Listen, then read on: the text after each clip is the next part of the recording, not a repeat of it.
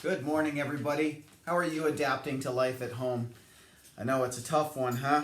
Adapting is tough, and I'm really inspired by animals and nature and how it adapts. I'd like to introduce you to one of my amazing friends for adaptation, something a lot of kids are probably pretty familiar with. This is Neil, and Neil is an animal that they thought used to be extinct.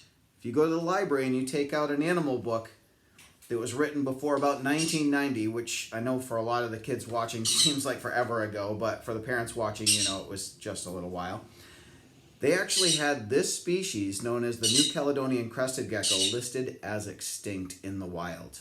Okay, now thankfully they were rediscovered, and though I'm generally not a fan of taking animals out of their wild homes or away from their families, in this particular situation, since they were an animal that was very, very endangered, thought to have been extinct, but then they discovered some, they actually did what I would generally recommend against. They actually caught them off the branches in the rainforest on these little islands off the coast of Australia. And they brought them into human society. Now, just like right now in society, we are doing everything possible to protect ourselves, our families, our loved ones, community members. And really staying at home and being isolated is uncomfortable for us, but we know that there's a bigger reason why we're doing it. Well, I'm sure it's not that necessarily pleasant for an animal to be captured and taken out of the wild. But in this particular instance, becoming a part of society and contributing through a responsible, well-done captive breeding program has actually caused these animals to go from thought to be extinct to one of the most common reptiles on the planet. The crested gecko is called the crested gecko because of these really cool, I don't know if you can see him, it looks almost like he has eyelashes right there. And they continue in a crest down the back, okay? And these amazing animals are known for living in the rainforest canopy. They can jump far distances, they eat a lot of bugs, and sometimes they like some sweet nectars and fruits as well, okay? But these animals have amazing adaptations to survive, and just like we're all adapting in our lives. That inspired myself and some of our other educators to launch a series here for April. Since we're all going to be stuck at home, we're all continuing to do our distance learning from home and so on for the entire month of April, then here's what we're going to do. Starting next week, every week, we're going to do a different theme for amazing animal adaptations. Starting next week, the first full week of April, it's going to be about mammals. And we're going to have on Tuesday and Thursday, we're going to have mammal presentations available on our YouTube channel, Facebook, and so on.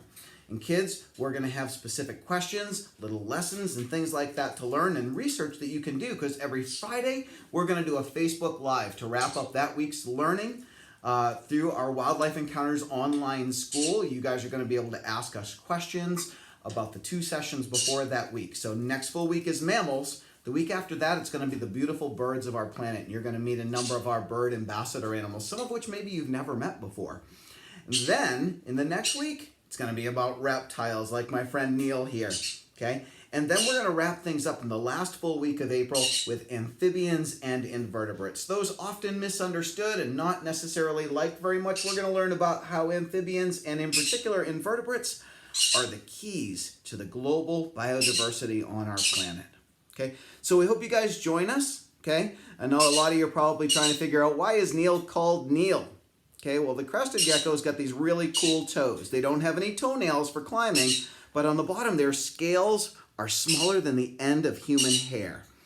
And they actually are studying these at places like NASA to see if they can use that technology. Oh, I think he's going to jump.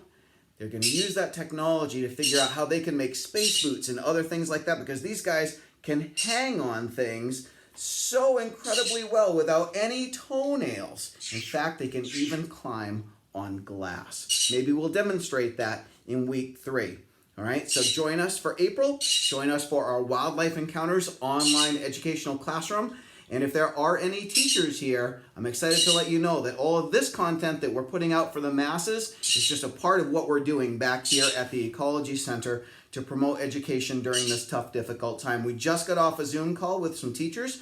We are rolling out live custom classes through Microsoft Teams, through Zoom, and so on. And so we are bringing live classroom presentations customized for your schools in the way of enrichment. So if you're an educator and you're interested and having Wildlife Encounters virtually do a field trip to you, we're going to make that happen. Send us a message. Other than that, we will see you in class.